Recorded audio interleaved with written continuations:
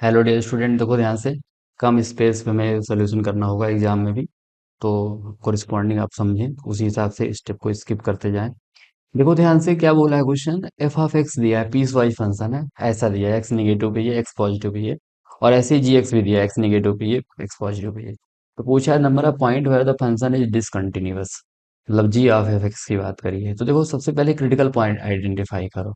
तो g of x, जब F x change हो रहा है तो वो भी क्रिटिकल पॉइंट है अपने लिए, तो जीरो भी क्रिटिकल पॉइंट है जब एफ एक्स चेंज हो रहा है। और जब जी चेंज हो रहा है, जी ऑफ एफ एक्स के लिए एफ एक्स जब जीरो हो रहा है, क्योंकि वो F X is the input of G. तो वो जब जीरो हो रहा है तब वहां पे जी चेंज हो रहा है। तो एफ एक्स कब जीरो हो रहा है, ये देखो जीरो यहाँ पे, मतलब एफ एक्स कब जीरो हो रहा है। निगेटिव जब एक्स होगा तो -2 पे जीरो होगा। और जब एक्स पॉजिटिव लेंगे तो टू पॉजिटिव नंबर है तो वहां पे जीरो हो जाएगा। तो हमारे पास -2 और टू, मतलब ये अपने क्रिटिकल पॉइंट आ गए जिसमें फंक्शन डेफिनेशन बदलेगा, और यही डाउटफुल पॉइंट है। तो ऐसे तो x less than zero, x greater than zero में इनफाइनाइट पॉइंट है, लेकिन हम कहाँ पे चेक करते हैं, हमेशा डाउटफुल पॉइंट पे। तो सबसे पहले आ जाइए जीरो पे चेक करते हैं। जीरो प्लस या माइनस ही देखना है, जीरो पे वैल्यू से कोई मतलब नहीं है। जीरो के लेफ्ट या राइट में ही देखना है लिमिट के लिए, है ना। तो देखो आप ध्यान से, हालांकि वैल्यू कंटिन्यूअस की बात करी है तो वैल्यू हम देख लेंगे, लेकिन लिमिट ही अगर अलग आ जाए तो पहले डिसाइड हो जाएगा। तो आप ध्यान से देखो, लेफ्ट हैंड लिमिट निकाल रहे हैं।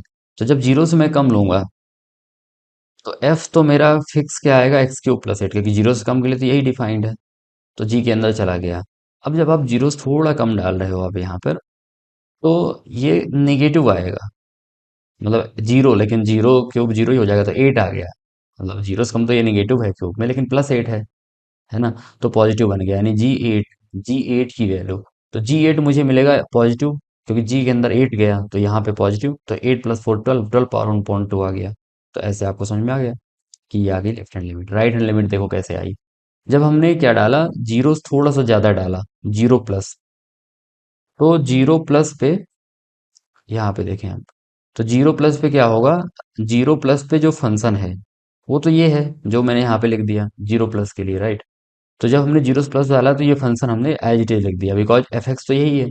अब जब जीरो थोड़ा सा ज्यादा डाल रहे हो तो जीरो के आसपास तो -4 ही रहेगा। मतलब जीरो स्क्वायर तो जीरो, तो -4, यानी जी के अंदर निगेटिव गया। तो जी के अंदर निगेटिव गया तो ये रहा फंक्शन -4। अब हमें -4 पे वैल्यू चाहिए, तो -4 -8 -12। समझ में आया। क्योंकि आपको जी ऑफ -4 चाहिए जो इससे मिल रहा है, -4 -5 -12, तो -12 पावर 1/2। अब देखो दोनों अलग अलग आ गई। सो जीरो इज डिसकंटिन्यूटी का पॉइंट आ गया, zero is the point of discontinuity. ऐसे आप देखो, जब हम बात करें नेक्स्ट, -2 पे बात कर ली मैंने। तो -2 की जब मैं बात कर रहा हूँ, तो देखो -2 मेरा निगेटिव है। तो जी ऑफ एफ एक्स, तो एफ एक्स तो निगेटिव के लिए क्या देगा, ये वाला, तो ये देखो as it is x cube plus eight. अब हम -2 से थोड़ा सा कम ले रहे हैं। -2 लेते तो -8 आता, अब -2 से कम लिया है, मतलब -2.1 ऐसा कुछ। तो -8 से कम मतलब -8 पॉइंट समथिंग आएगा। तो -8 पॉइंट समथिंग प्लस एट, तो माइनस समथिंग आएगा। तो जी जीरो से नेगेटिव, मतलब अपने को जी जीरो से कम का आंसर चाहिए। तो जीरो से कम के लिए ये रहा फंक्शन। और इनपुट भी जीरो है तो -8, क्योंकि जीरो पे चाहिए ना, जी जीरो ही चाहिए। तो माइनस जी जीरो चाहिए, तो जीरो बन गया यहाँ पे जीरो, तो -8 आ गया। तो -8 का क्यूब, -2 का क्यूब पावर 1/3, तो -2। सही है ना। तो -2 आ गया, -8 का क्यूब रूट। ध्यान से देखो, या उसकी पावर से कर दो ना, -2 की पावर 3, 1/3 चमक रहा है ऊपर, थ्री थ्री कट गया तो -2 आ गया। ऐसे ही आरएचएल को देखो आप। आरएचएल मतलब -2 से ज्यादा पे। तो जब -2 से ज्यादा ले रहे हैं तो हाँ, तो हम निगेटिव, मतलब वैल्यू तो इनपुट हम निगेटिव ले रहे हैं।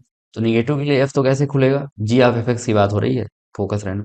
एफ तो कैसे खुलेगा, एफ के लिए क्या है, एक्स नेगेटिव है, तो वो तो यही डेफिनेशन देगा अपनी। तो डेफिनेशन दे दिया। अब वास्तव में रियलिटी ये है कि हम -2 से थोड़ा सा ज्यादा डाल रहे हैं। तो -2 से ज्यादा मतलब -1.9 समथिंग। तो एट, -8 से थोड़ा सा ज्यादा आएगा, मतलब -7 पॉइंट समथिंग आएगा। अब -7 पॉइंट समथिंग प्लस एट से प्लस जीरो समथिंग, मतलब जीरो से पास होगा। तो जीरो से ज्यादा होगा ना, कुल मिला के जीरो पॉजिटिव। तो हमें जीरो पे ही वैल्यू निकालनी है, मतलब जीरो पॉजिटिव पे, तो जीरो पॉजिटिव के लिए ये फंक्शन है, मतलब जीरो डाल के। तो 4 का स्क्वायर रूट 2 आ गया। तो देखो इसमें भी एलएचएल आरएचएल अलग अलग आ गई, तो डिसकंटिन्यूअस। ऐसे ही टू वाले पॉइंट पे देखते हैं। तो टू से कम के लिए देखो आप, जब टू से आप कम ले रहे हो तो आप तो ले तो पॉजिटिव ही रहे हो, मतलब टू पॉजिटिव ही ले रहे हो आप। तो पॉजिटिव के लिए तो एफ यही खुलेगा, एक्स स्क्वायर माइनस फोर, ये देखो। अब टू से हल्का सा आप कम अगर ले रहे हो, मतलब 1.999 का स्क्वायर 3.999 ऐसे कुछ आएगा, मतलब निगेटिव आएगा यहाँ पे, है ना, क्योंकि फोर से कम हो गया तो निगेटिव आएगा। और जी निगेटिव के लिए यहाँ से खुलता है, और जीरो डालोगे आप क्योंकि इनपुट तो जीरो ही है, तो माइनस टू खुल जाएगा जैसे पिछले वाले में था। ऐसे ही नेक्स्ट वाले में अगर अपन देखें, जब टू से अपन ज्यादा ले रहे हैं, तो टू से ज्यादा है कम तो पॉजिटिव ही है, तो एफ तो अपनी यही फिक्स डेफिनेशन देगा, तो ये यहीं पे डेफिनेशन आ गई। लेकिन टू से थोड़ा सा ज्यादा है तो 2.001 का होल स्क्वायर फोर से ज्यादा आएगा, तो इसलिए पॉजिटिव, तो जी जीरो, लेकिन पॉजिटिव वाला, तो पॉजिटिव वाला ये रहा, लेकिन जीरो, तो फोर का स्क्वायर रूट टू, तो देखो अलग अलग आ गए। इसका मतलब तीनों ही जो पॉइंट डाउटफुल थे, तीनों ही पॉइंट ऑफ डिसकंटिन्यूटी हैं, इसलिए आंसर हो जाएगा थ्री। Thank you.